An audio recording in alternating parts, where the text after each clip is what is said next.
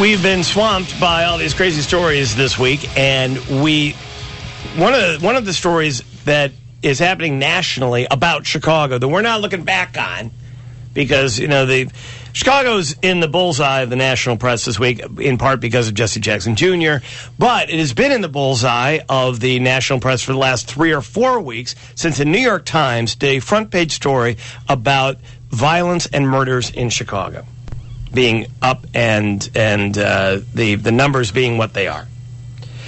And there is... That was followed by this week Scott Pelley being in Chicago.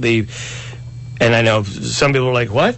Scott Pelley, of course, the anchor of the CBS Evening News, was here. He did his show from here, and then they did 2 or 3 days of reports about the murder rate in Chicago and what's going on and what the hell's happening and what are we going to do. Now, there's no question that part of this is about politics. There is one of the campaign themes this year is going to be, hey, look at Chicago. Republicans are going to look at Chicago, look at how messed up it is. Democrats are going to look at Chicago and sell it as, the dream city for America. Mm. And both happen to be true. Right. That's the interesting thing about it. You can make an argument for both here. But the murder rate is a serious problem, and after the November election, that will still be a problem here. The cameras will go away, no one will be interested anymore, but the problem will still remain. And we continue to try to figure out what it is that we can do about this. Jody Weiss, who's the former Chicago Police Superintendent, been on the show a number of times on the Super Celebrity Hotline. We've asked a lot of people about this over the last couple of weeks. This spike this year, the murder rate up almost 40%. Over the year before, even though other crime rates are down, and that's what Mayor Emanuel said. As a matter of fact, if we could find that quote from Scott Pelley earlier with Rahm Emanuel from Monday of this week, we'll play that for you and get your reaction to it. But that, to me, seems like it's cold comfort that the other crime rate is down, Jody. And why do you think the murder rate specifically is so high? Well, there's so many factors that contribute to that, Ro. I mean, we had a very, very warm winter, and if you recall, we had a pretty high number of murders in the colder, what normally is the slower time of the year. So we got off to a bad start. I think the weather did contribute to that.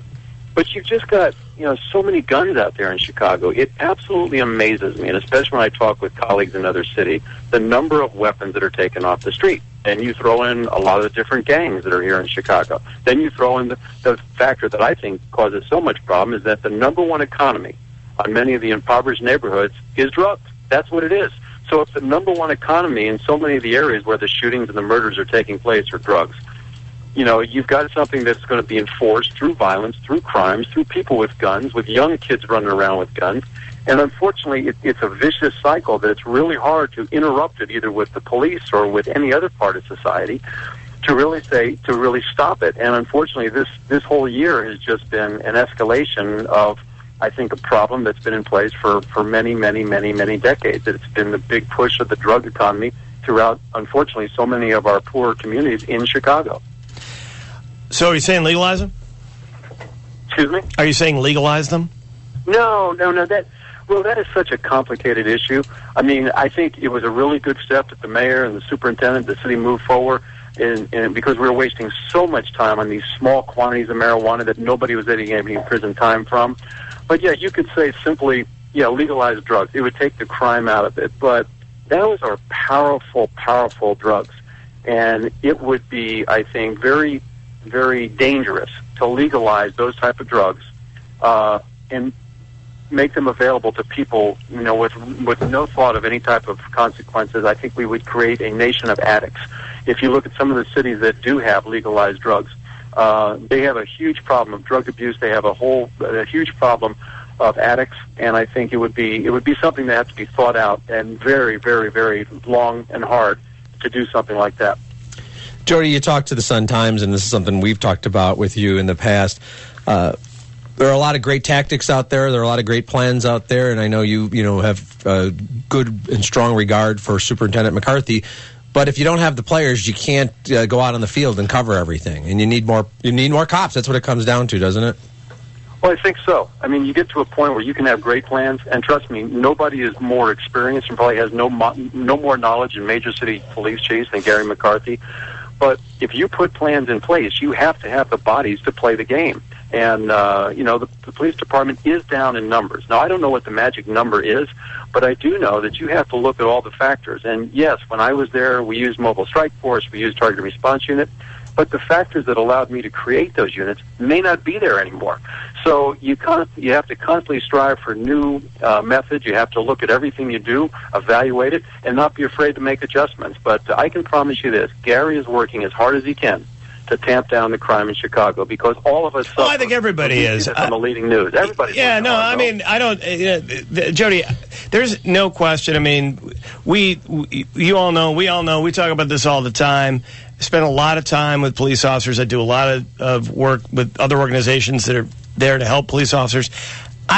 Every day, those guys are going to work. Every day, the vast majority of people on that job are out trying to do the best they possibly can. We're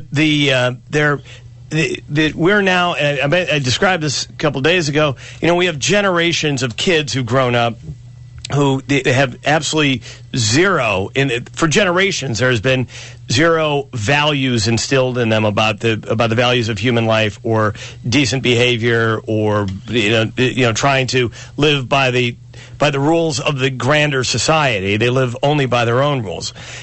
We also have generations of cops now who are blinded by not blinded by, but affected emotionally by what they see out there. And watching people acting not as human beings, but acting as just a mechanism for whatever this is, whatever the drug gang culture is.